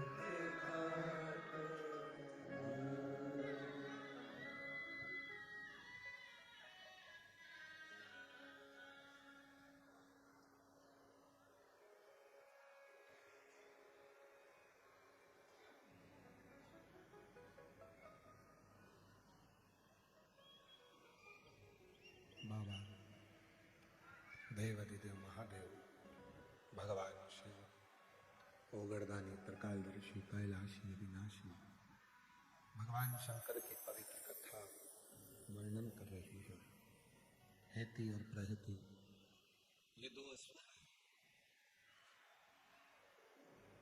और प्रहती का विश्वास शिव जी के प्रति प्रबल है।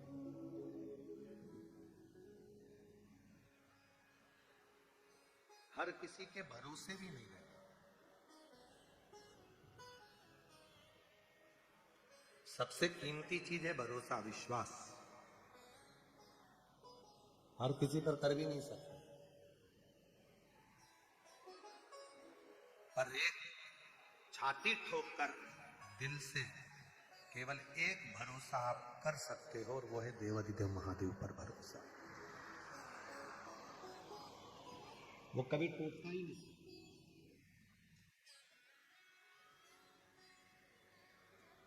हेती और प्रहती में से प्रहती एक ऐसे हैं जिनका भरोसा शिव के प्रति है।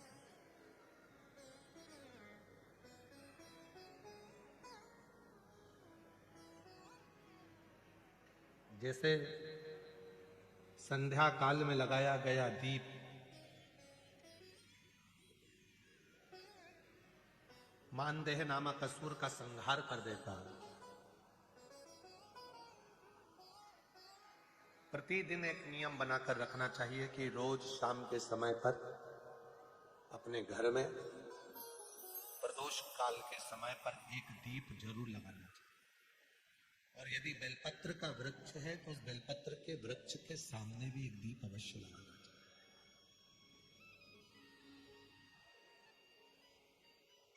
6 महीने में, 3 महीने में, 2 महीने में, 1 महीने में ऐसा नियम बनाया करो कि मुझे बेलपत्र की पूजन करना।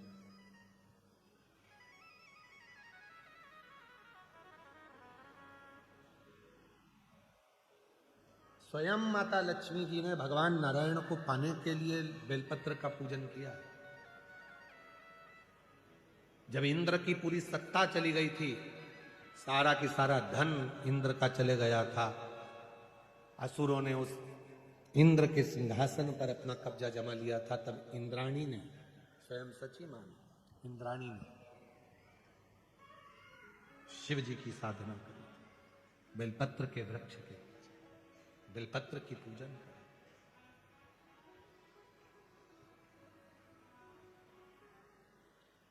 कभी दिल कर जाए तुम्हारा तो कभी महीने में, 1.5 महीने में, 2 महीने में बेलपत्र के पेड़ के नीचे जल लेकर बैठो।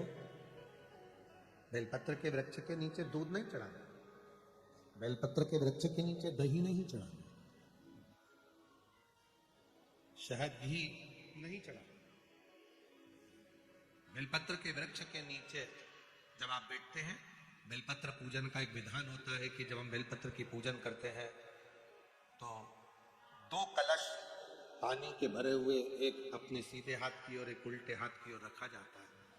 पूजन की थाली बीच में रखी जाती है। 2 बत्ती का, लंबी बत्ती का, 2 बत्ती लंबी घी की जलाई जाती है। लंबी बत्ती, बेलपत्र के वृक्ष के नीचे 2 बत्ती लंबी जोड़ा बनाकर उसको जलाया जाता है। फिर दोनों हाथ में कलश में जल है। बेलपत्र के वृक्ष के नीचे दोनों हाथों का जल धीरे धीरे शिव जी का स्मरण कर कर, नारायण लक्ष्मी का स्मरण कर कर, मां आदिशक्ति गौरा का स्मरण कर कर, रिद्धि सिद्धि गणेश का स्मरण कर कर उसको चढ़ाओ।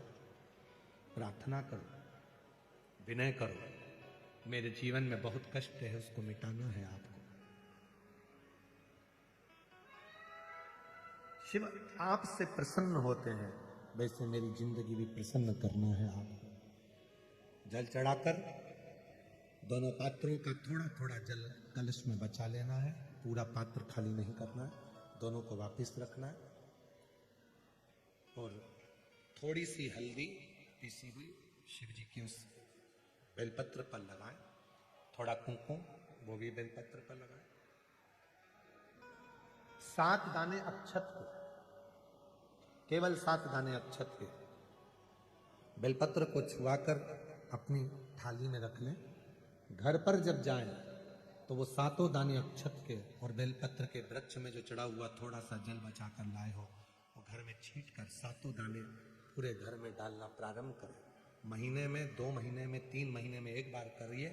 जीवन में किसी के आगे हाथ फैलाने की जरूरत नहीं पड़ेगी। इतनी संपदा बाबा है,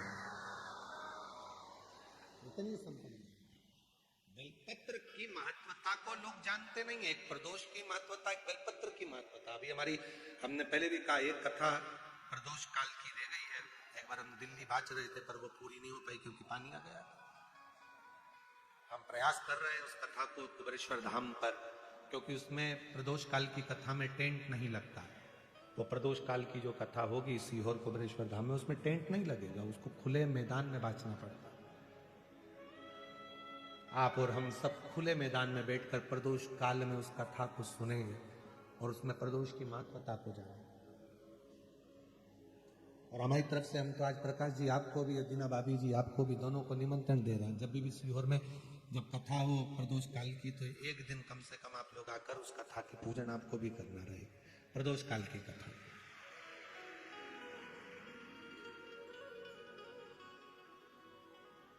अभी तो नहीं है, पर जब भी तारीख निश्चित होगी, 1-2 साल में, जब बाबा कृपा करेगा तब उसको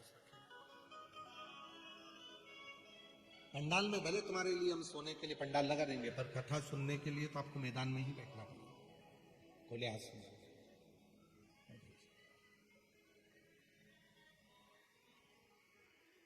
शिव तत्व को जान, बेलपत्र की महत्वता को जिसने जान लिया, आज लोग बेलपत्र को जान रहे हैं कि बेलपत्र खाने से शुगर, बीपी, थायराइड जैसी बीमारियां भी ठीक हो जाती है।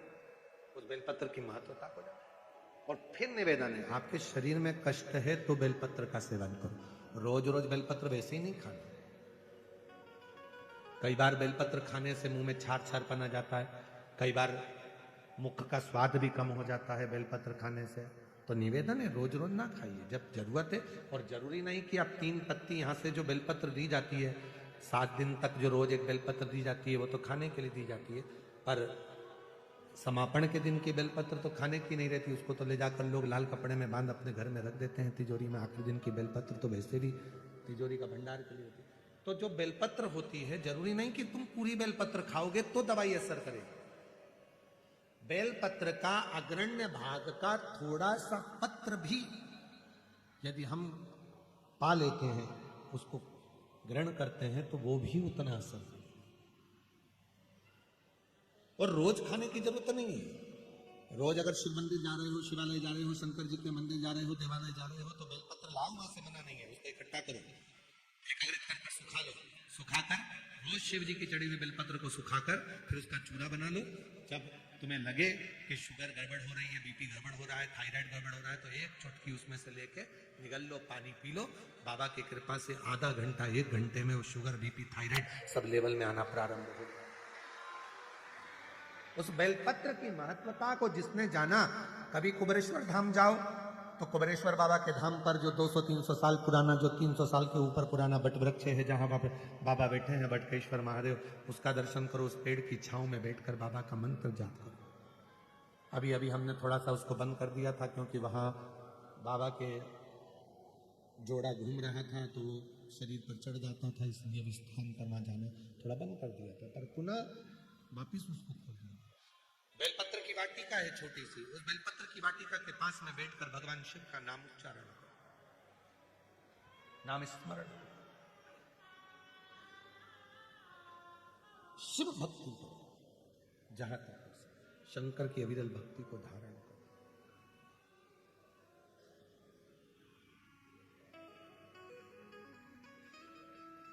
शिव की साधना, आराधना जीवन को सुख देती है। बेलपत्र का वृक्ष का पूजन अर्चना हमें आनंद प्रदान करती है। हेती और प्रहती में से प्रहती का विश्वास दृढ़ी हो गया, और इतना विश्वास दृढ़ी हुआ कि प्रहती अब गलत काम नहीं करता, श्रेष्ठ करेगा। एक बार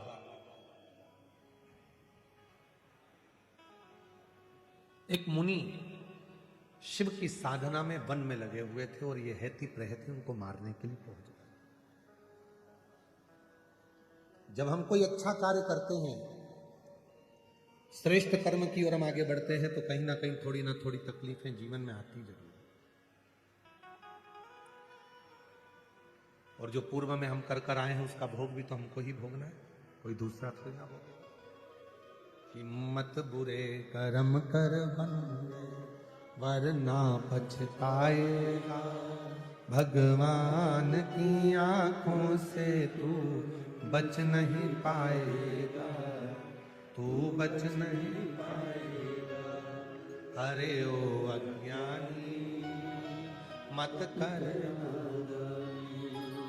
तेरे कर्म का फल भी तू ही पाएगा, जैसा किया तूने तेरे आगे आएगा। मत बुरे कर्म कर वरना पछताएगा, भगवान की आंखों से तू बच नहीं पाएगा, तू बच नहीं पाएगा। अपने कर्म का भोग अपने को खुद भोगना है, कोई दूसरा नहीं भोग सकता, कोई दूसरा नहीं भोगेगा। इसीलिए कहते हैं कि घर के प्रत्येक सदस्य को मंदिर जाने की आदत लगाओ, एक लोटा जल चढ़ाने की आदत लगाओ। कौन का भाग्य क्या है, कौन का कर्म क्या है, किसको मालूम। गुरु की करनी गुरु भरेगा, और चेला की करनी चेला, उड़ जाएगा हंस हके। तुम जैसा कर्म करोगे वैसा तुम्हें भोगना, कोई दूसरा तो नहीं भोगने वाला। आम का पौधा लगाओ और सोचो कि इसमें बमूल लगे या ना लगे, आम आम ही लगेगा, बमूल बमूल ही लगेगा। तब हेती प्रहती पहुंचे, और वो एक मुनि बैठे थे, तपस्या कर रहे थे, साधना में डूबे हुए थे, बड़ा शांत थे, बड़ा वन पूरा शांत, एकदम शांत।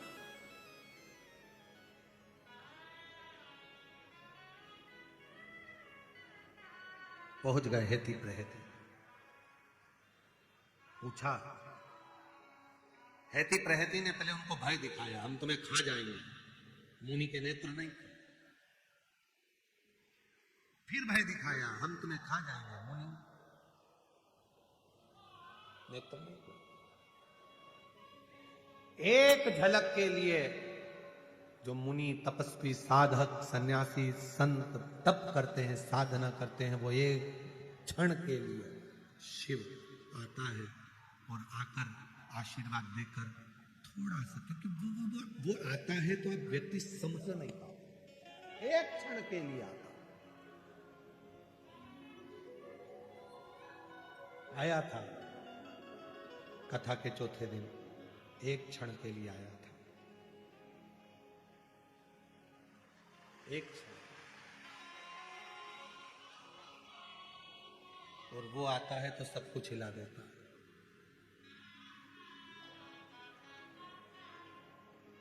पर बहुत अटखेलियां करता है। हमारे तो नेत्री बंद थे, कब आकर चले गया। एक बार मिलता तो मिला ही नहीं।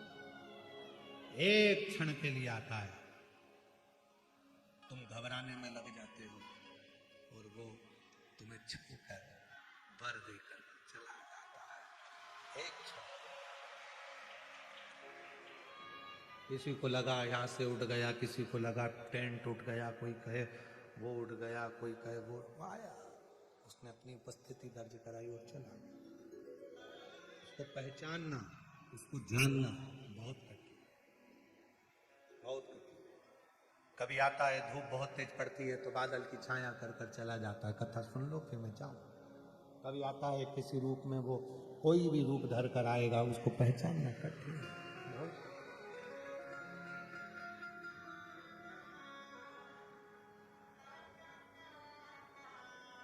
उसको जानना कठिन है।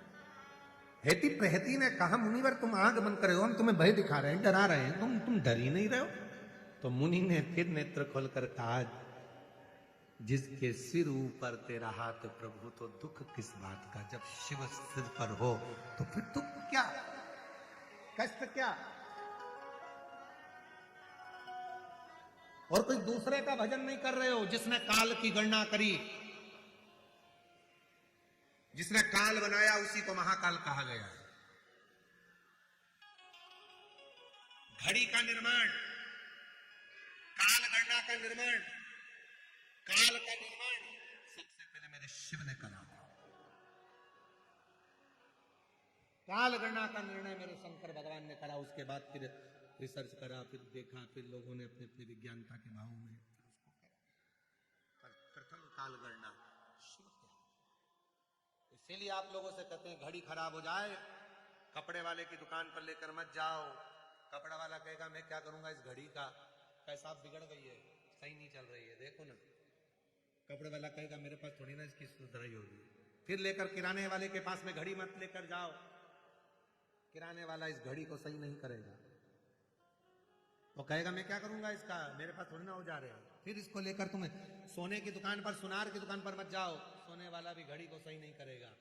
घड़ी को सही करना है तो घड़ी वाले की दुकान पर जाना पड़ेगा।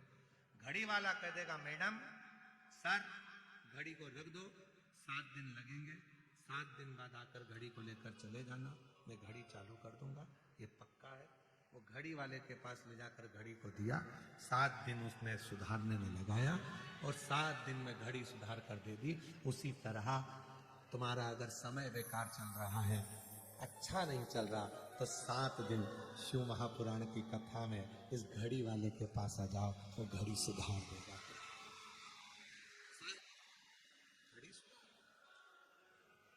तो घड़ी अच्छी चलेगी तो सब अच्छा दिखेगा।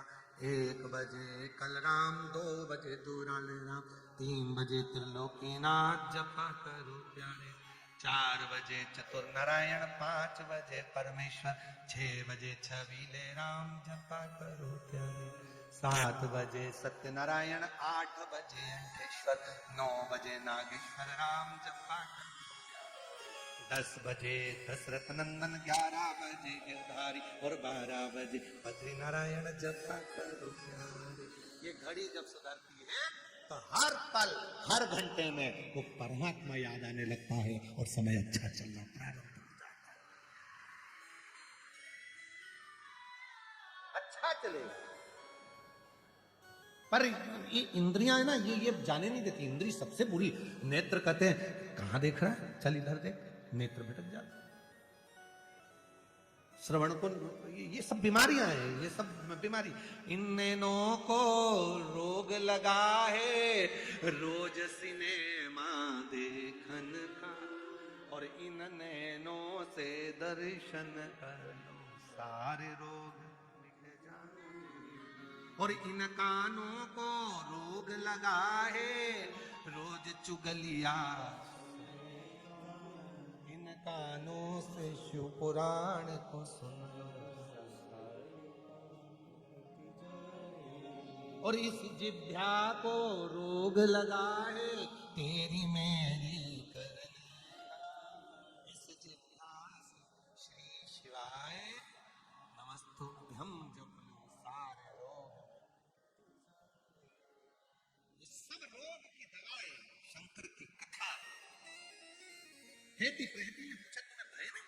अरे मेरे ऊपर जब शिव का हाथ है, स्वयं काल अधिपति महाकाल, जिसने काल बनाया गणना करी वो स्वयं मेरे साथ है, तो मेरे को क्या सोचना, घड़ी उसी को दो जो सुधार सके। अब तुम घड़ी लेके हर कहीं जा रहे हो, हम वहां गए थे हमारा काम नहीं हुआ, हम वहां गए थे हमारा काम नहीं हुआ। घड़ी की दुकान पर ले जाओगे तो सुधरेगी ना, तुम 10 जगह पे लेके जाओगे तो कोई सुधर रही है? अब तुम अभी तक हम वहां भी गए, 2 अगरबत्ती ले गए, थोड़ा सा नारियल ले गए, थोड़ा सा गेहूं का दाना ले गए, किसी ने कहा तेरे घर के किसी व्यक्ति ने कुछ कर दिया है, हम उसी में भटक के रह गए। अरे क्यों जाओ, घड़ी की दुकान पे जाओ, क्यों यहाँ भटको? किराने की दुकान चले गए, भैया तुम ठीक कर दो, बहुत तकलीफ है, बहुत कष्ट है, बाबा तुम सही कर दो, बाबा तुम कर दो, बाबा तुम कर दो। बाबा खुद का सही नहीं कर पा रहे, तुम्हारा क्या खाक करे? घड़ी की दुकान पे तो जा नहीं रहे, फालतू में घड़ी लेके सारी दुनिया में जा रहे।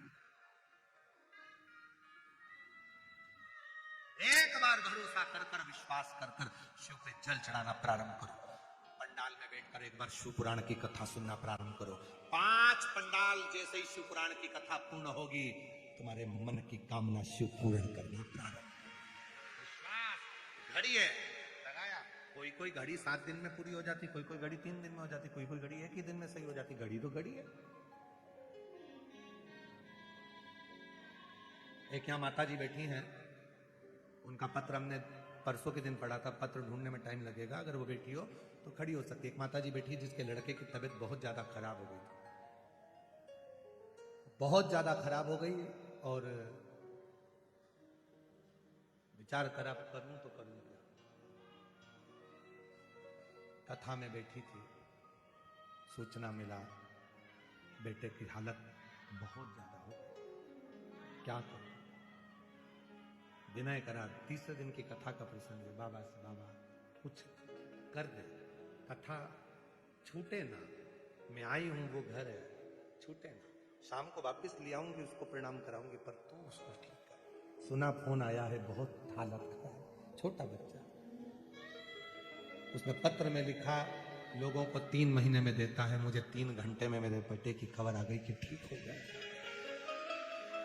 कहीं बैठी हो, अगर बच्चा आया हो साथ में तो खड़ी हो सकती है। 3 घंटे में खबर आ गई कि मेरा बेटा ठीक है। तो घड़ी कोई की 1 दिन में, कभी कभी वो सेल डालना हो तो तुरंत डाल देता है। अभी तो बस आप सेल डाल के देख लेते, हम सही चल जाए तो ठीक है। उसने घड़ी निकाली ने, पीछे की ढक्कन खोला, ढक्कन खोल के उसमें सेल फिट कराने चल गई।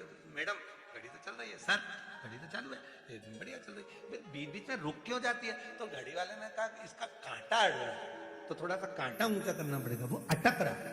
कभी कभी जिंदगी ऐसी होती है, अटक अटक के चलती है, थोड़ा ठीक थोड़ा गड़बड़, थोड़ा ठीक थोड़ा गड़बड़। तो उसमें क्या करना चाहिए? तो कि कांटे को थोड़ा ऊंचा कर दो, मतलब अपने विचारों को ऊंचा कर लो, थोड़ी अपनी सोच ऊंची कर लो, समर्पण का भाव लेकर जाओ। अपना कांटा जब ऊपर होगा, अहंकार को नीचे दबाओ और विश्वास को बढ़ाकर कांटे को ऊंचा कर लो। घड़ी एकदम king king king king king king king king चलता रहा, अटक गई घड़ी तो कांटा फंस रहा, मतलब तुम अहंकार में फंसे हुए हो, अभिमान में फंसे हुए, तुम और मेरे में फंसे हुए, चल नहीं रहे।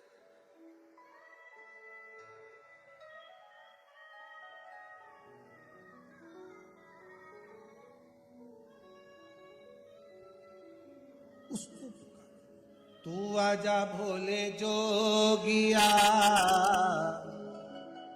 तू कर मेहरबानिया,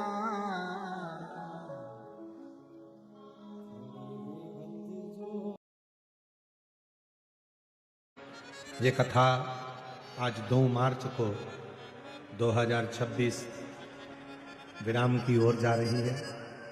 10 मार्च से 16 मार्च भुसावल महाराष्ट्र 2 बजे से 5 बजे तक कथा रहेगी, आप और हम श्रवण करेंगे। हृदय से बाबा को निवेदन करेंगे।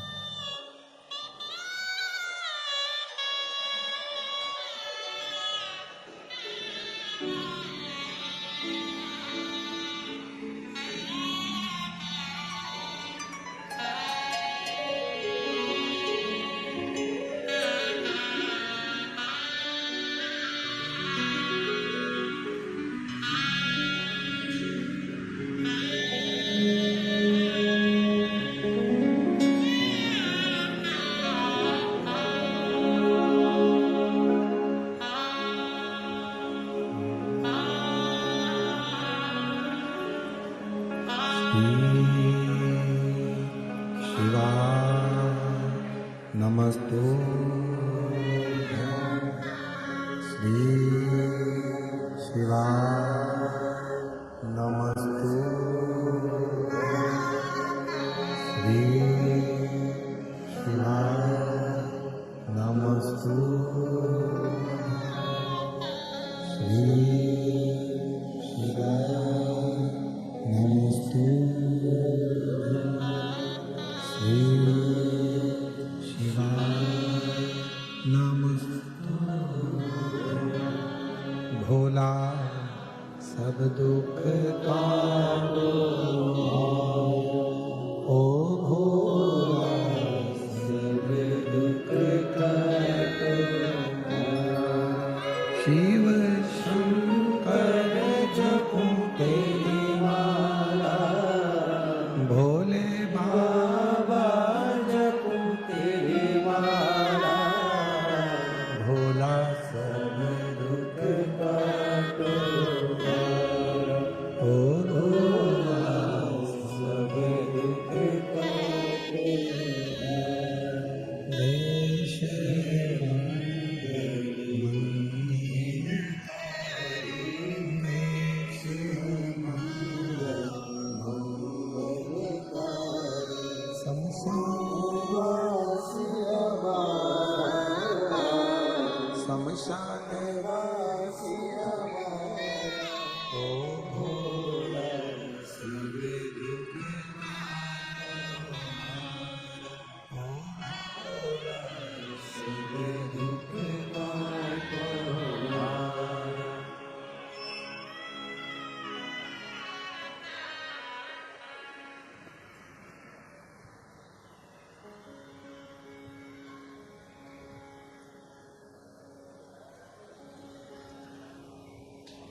बाबा देवादिदेव महादेव भगवान शिव की कथा कर शिव महापुराण की कथा वर्णन करती है, शिव तत्व कहता है। हेती प्रहेती ने पूछा, शिव की महत्वता को मुनि से जानो। दोनों उपद्री थे, पर प्रहेती ने उस मुनि के मुख से शिव की साधना को सुनकर साधना करना प्रारंभ कर। हेती भी उसकी सहायता करता था। घर में यदि कोई एक व्यक्ति भी शंकर की साधना आराधना जल चढ़ा रहा है, पूजन कर रहा है, दूसरा उसको थोड़ा भी सहयोग कर रहा है, तो पूरे घर का कल्याण निश्चित होता है। हेती और प्रहेती दोनों शिव के परम भक्त हो, असुर थे, असुर प्रवृत्ति को त्याग दिया।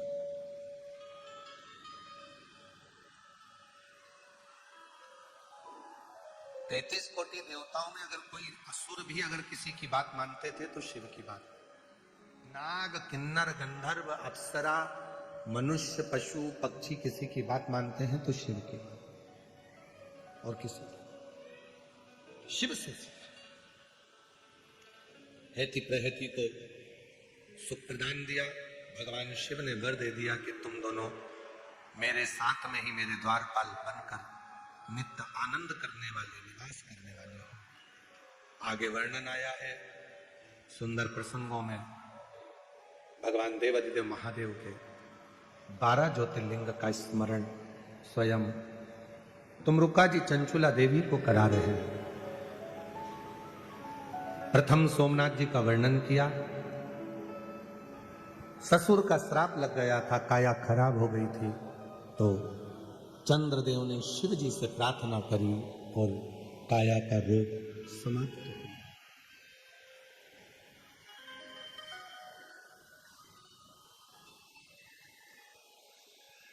जैसे चंद्रमा के 28 दिन होते हैं और वो अपनी काल घड़ी के अनुसार चलता है, उसी तरह नारी का भी रजोधर्म 28 दिन के अंतर्गत काल घड़ी से चलता है। पर यदि थोड़ा बहुत भी रजोधर्म ऊपर नीचे दिन होने लगते हैं तो शरीर में कुछ ना कुछ कष्ट प्रारंभ होने लगता है।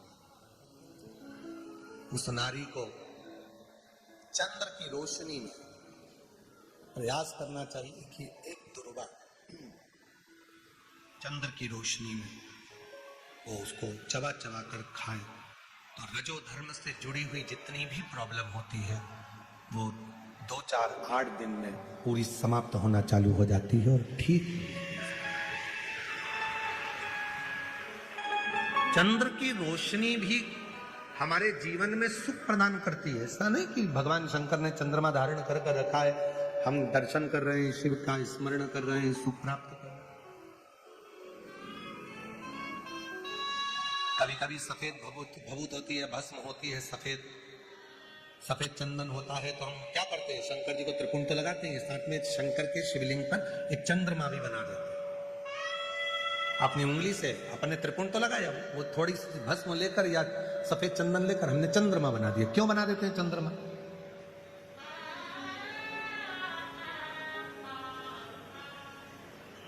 जिस बच्चे को निमोनिया हो जाता है, सर्दी बनी रहती है, जुकाम बना रहता है, निमोनिया की बीमारी हो जाती है, हांपड़ी चलने लगती है, सांस चलने लगती है, फेफड़े कमजोर हो बता दिया जाते हैं, तो उसके लिए सर्वश्रेष्ठ है माँ शिव के मंदिर में जाकर जब शिवलिंग पर चंद्रमा बनाती है और उसी चंदन को लेकर आकर अपने बच्चे के वक्ष स्थल पर त्रिपुंड लगा देती है उस चंदन का।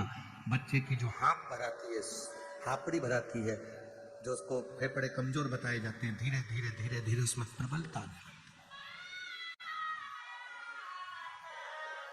क्यों हम भगवान देवाधिदेव महादेव के शिवलिंग पर जल चढ़ाते हैं? जल चढ़ाने के बाद में अपने हाथ में भी अगर चंदन भी नहीं होता है तो हम पानी पर ही चंद्र बना देते हैं।